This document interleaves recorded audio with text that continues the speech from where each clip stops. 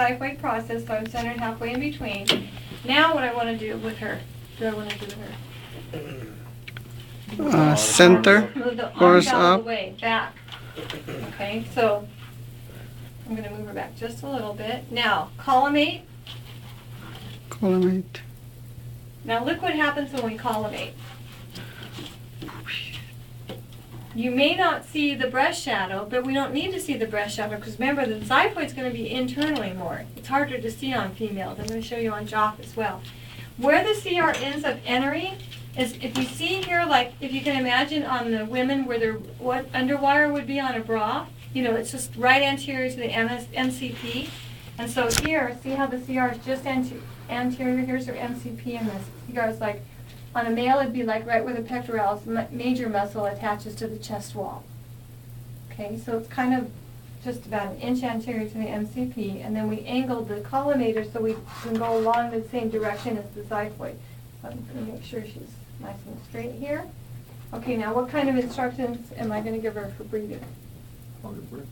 Well, not hold your breath, but stop breathing. Stop breathing. Watch happens when she holds her breath. They get the idea. I don't need to say all the words, do I? Okay, see what happens? When you take a deep breath in, you could breathe it right off the collimator. So you just want to say, okay, I don't want you to take a deep breath, just stop your breathing right now, hold your breath. Okay? All right, now let me change, have Shafia come here so you can see.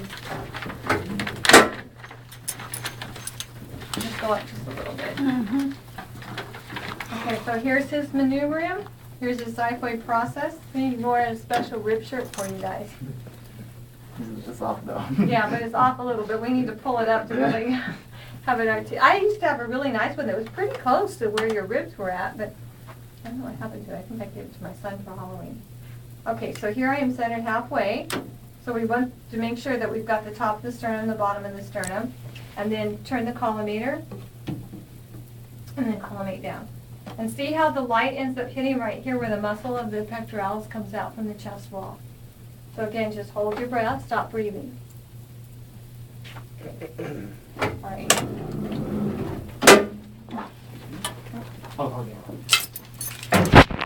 Halfway process, halfway in between.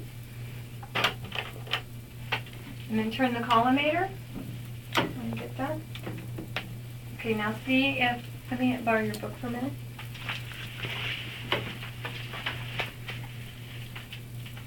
See how the light is just anterior to the mid-coronal plane here? So it's skimming where the muscle would come out from the chest wall right here. Okay? Oops. Keep grabbing the plane. Okay, now I'm going to show you the thing.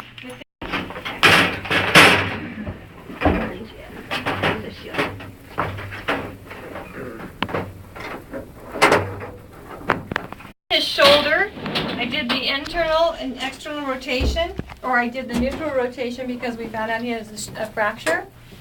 So he's got a fracture of the scapula, so now, or I mean of the humeral head, so now I'm going to go ahead and do the scapula. Again, 10 by 12 lengthwise. I need the body spray. Oh, it's right here. Okay, so what I'm going to have him do is roll up towards his left side. Remember the sponge has two angles. This is 45 degrees, this is 30 degrees. So in this case, we want to use the steeper angle. Okay, now what I'm going to do is put this under him, and then I want to palpate the medial lateral borders, and then have him rest against the cushion.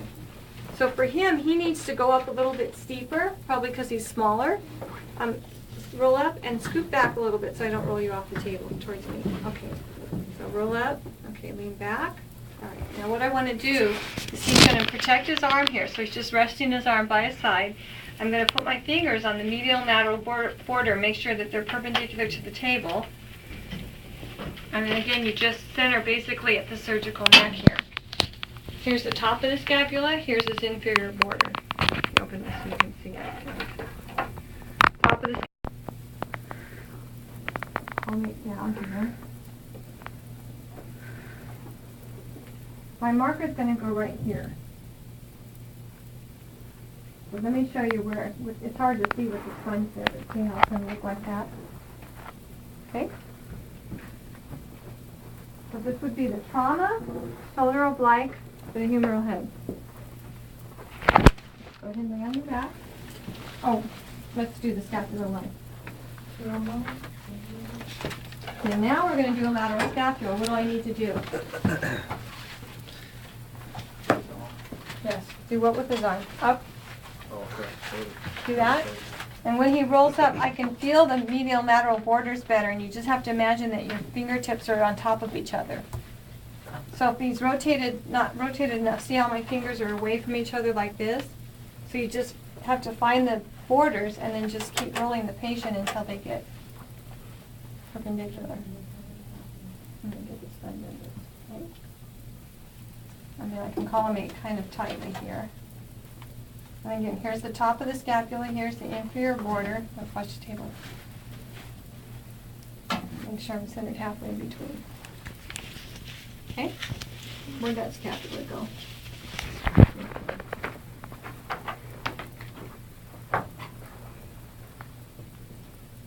So we went from AP, see it? See the Y, Y for you there. Okay, so if we were doing the AP scapula, go ahead and go back on your back. And I'm going to just bring his arm up, abduct it. Right, you can rest it up on the pillow. Center 2 inches below the coracoid, about 2 inches below the clavicle, 1 inch medial to the axilla.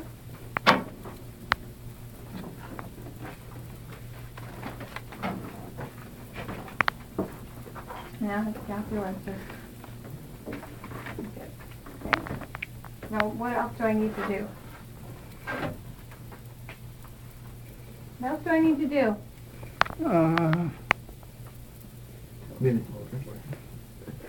Breathing instructions? Besides that, before that, what was I doing up there that you all missed?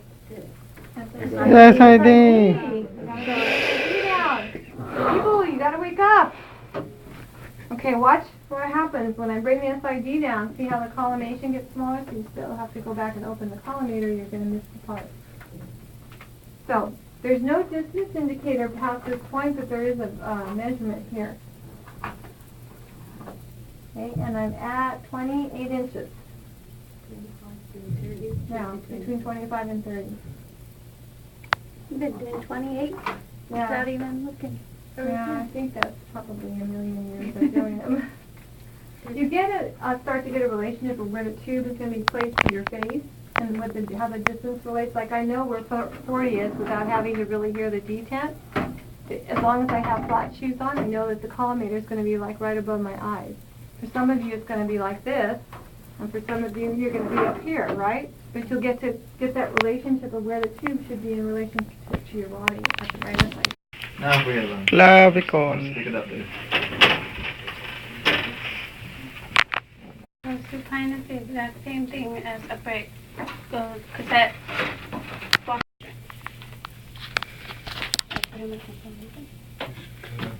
Okay, and then marker. Did he on the marker? Uh-oh. No, I did that. No, I didn't. Good night. No. Uh-oh. Is it on the cassette? No. I just used it for the scapula. I know.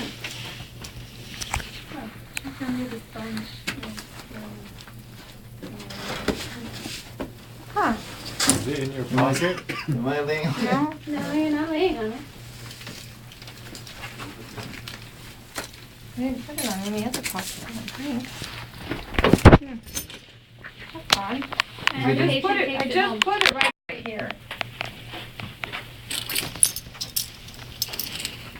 I'm sure I don't have the marker in the AC joint, so I've got it beyond the head of the the end of the clavicle here. See, here's his AC. Here's his AC joint, so I've got the marker like where the shoulder starts to curve around. Okay, now what else do I need to do for the clavicle?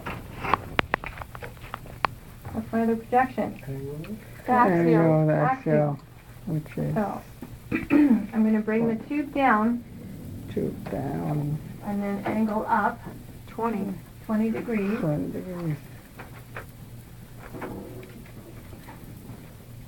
Bam. Okay, so here's the clavicle, so I'm right below that. So what else do I need to look at? Drop your SID. Well, actually, you don't have to so much Because here. it's, Right, we have to look at the Bucky though. yeah. centering. See, I'm at, according to this, I'm at 39, 40 inches already. Okay, but what happened here? We gotta make sure this is centered. So you wanna make sure you can see the light here. Now, a little trick. If you pull this out and you can't see the light on the cassette and you're working on the right side of the body, it could be because you're not detented. Hmm. So if you're not seeing the detent light on your cassette, take that as a clue that maybe you haven't detented the, the centering light, you haven't detented the tube. See that? To make sure the light ends up here, not here, but you want to see where it actually ends up in the middle of the cassette. I'm going to move my marker up out of the way because we're projecting the anatomy up. So here's the clavicle table. I can calm me down a little bit closer now. Okay? Okay, so we've done the scapula, we've done the clavicle. What else are we going to do? We're going to do the AC joint? Yes. Yes. Supine, no? No. No. Yes. Weight Yes, bearing? no, we don't do them No. supine, ever. They're always upright. We Okay. need, a sternum. So, we'll do the sternum next.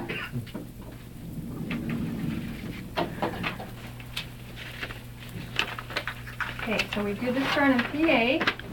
And then turn over for me. Now the sternum should end up right here in the middle. Some people will put the blocker over here. Some people put it down. But if you center correctly, you shouldn't get the blocker in either way. Okay, now one thing about turning a patient oblique, first of all, when you put them prone, all of a sudden your orientation is going to change again. You're going to think this is the right side, but this is the right side. Uh-huh. You know, so remember, kind of put yourself in that position for a second. Think, you know, use your ring or your L for left or whatever you need to do to remember which side is which of the body. Okay, so now when we're going to do an oblique, we're going to do an RAO. So we're going to roll him towards the right. So put your arm up for a minute. So when you have him laying on the table, you don't want to try to turn him with our arm up. It's very uncomfortable. See that? So when we're doing any kind of obliques on the table, put the arm down by the side. Right. Okay. And then put the other arm up. Bend the knee. And see how that automatically rolls his body?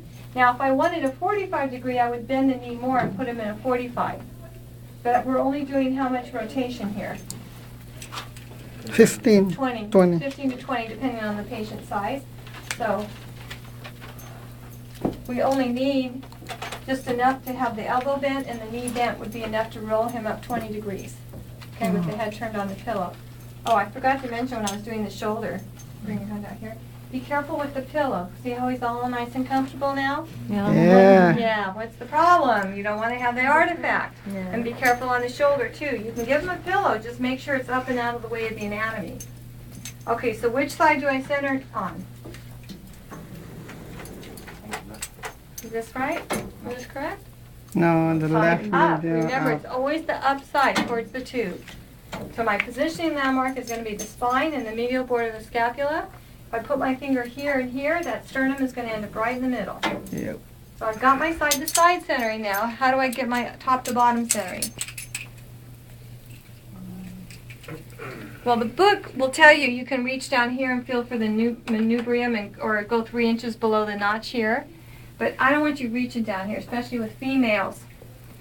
Stuff down there, right? So how do you tell from this side where we're going to center from top to bottom? The superior T7 Well, but how do we find it? on the inferior angle. Right. So if we're now the book says to center at T7, but that's really too low. Where should you center? T5. T5. So if you find 2 the inches. inferior border and go up 3 fingers, then your centering should be there. There you go. See that? So you don't want to be at the inferior border. You want to be 2 inches above it. This is about the T7. Okay. So I'm collimated to a 10 by 12 at the moment. What else do I need to do? Column SID. Yes, to I what? do. 30. 70. Very close. Less than 30. Yeah. Less than 30. Well, most people you do about this. bring it down really low. Now it's going to change a little bit depending on the size of your patient. If you've got a larger patient, you never want the collimator closer than what? 12 centimeters 6 inches, 6 yeah. inches. to the patient. You're thinking, you might be thinking 12 inches to the tube, but it's actually 6.5 inches to the patient. So you can do this. This is usually 6 inches to make sure you're not closer than 6 inches. And I'm going to measure this right now. I bet you it's 7. Okay? And then my SID for my tube is measured at 26. 6. So between 25 and 30. And from his skin surface, I'm 7 inches. Okay? So sometimes you'll see techs do stuff like this, but you're not supposed to be closer than 6 inches to the patient. So try to get about a 28-inch SID, but as I said, on a larger, like someone like Enam or Oscar or, I don't know, maybe Bernie, they're going to have thicker shoulders. They're going to come up closer to the IR than some of the women are going to. Okay? So what happened when I brought my SID down? Also, my collimator changed. So I want to open the collimator back up so that I don't miss the sternum. Now I don't mean open it up like this. Just open it up. About a 10 by 12. Now marker. Typically, what we do is we mark the right side, the RAO, and the best place I found to put the marker is right here in the corner. Because you don't want to put it too far in or you may overlap the sternum. So, right marker, right side. Put the right marker on the right side. So, face down because he's face down. That way it'll come out face up on the film or the image. Okay? Okay, what's my last instruction here? Breathing. Okay, so I'm going to have you just breathe normally and quietly. Okay, just relax. I was doing this earlier and Erica was, I swear, I think she was falling asleep. I feel my eyes too. I know, he's kind of like doing the whole eye rolling thing. Okay, so just breathe normally. Beep. That's how long it's going to be. How long do you need your breathing technique? 3 to 5 seconds. 3 to 5 seconds, right? So 1001, 1002, 1003, 1004, that's how long your exposure. Now, any other time you hear your exposure going like that, there could be a problem. Sometimes if you have the AEC set up and you've selected the upright AEC and you're using the table, the cells over there are waiting to capture photons and the photons are being directed this way. So if any other time that you're not using a breathing technique and you're hitting that exposure and it's going beep, you better let go. Because that is crispy critters. You are frying the patient. Because your photons over here won't shut off until you have a manual backup to shut them off. Let's count 1, 2, 3, 4. It's Okay. supposed to be. Now, we got one more position. Block her down. Block her down. I mean down towards the table or up towards the ceiling. Down. Down towards Why? Down the table. because you're going to build them up. Well, because the sternum's going to be up in this area, so why put it in the place where you're going to put the, get it in the sternum? So keep it down towards the back of the patient. So I'm going to set this up here.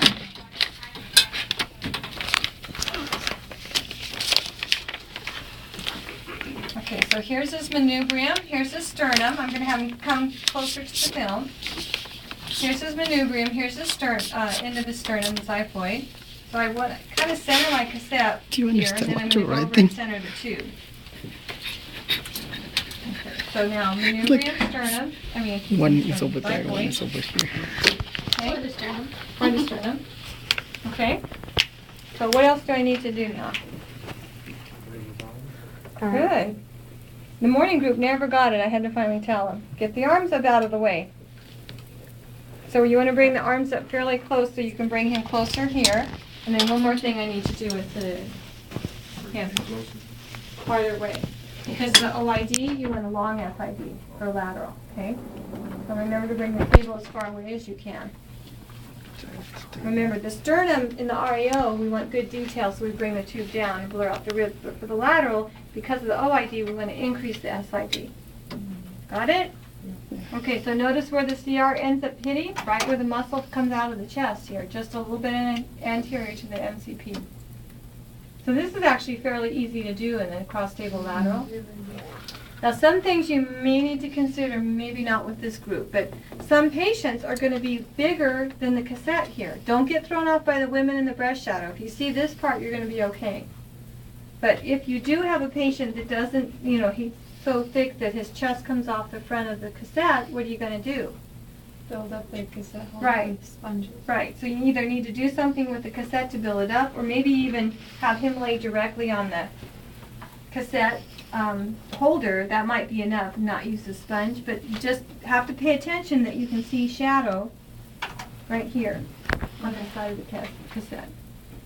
Okay, and then I put my marker right here. The shadow should be there, no matter how the patient will sleep. Right, because if their chest is up here and you're not seeing it reflected on the cassette, you're not going to see it in the image. Now another option could be, except we don't have 11 by 14 grid, but if you had 11 by 14,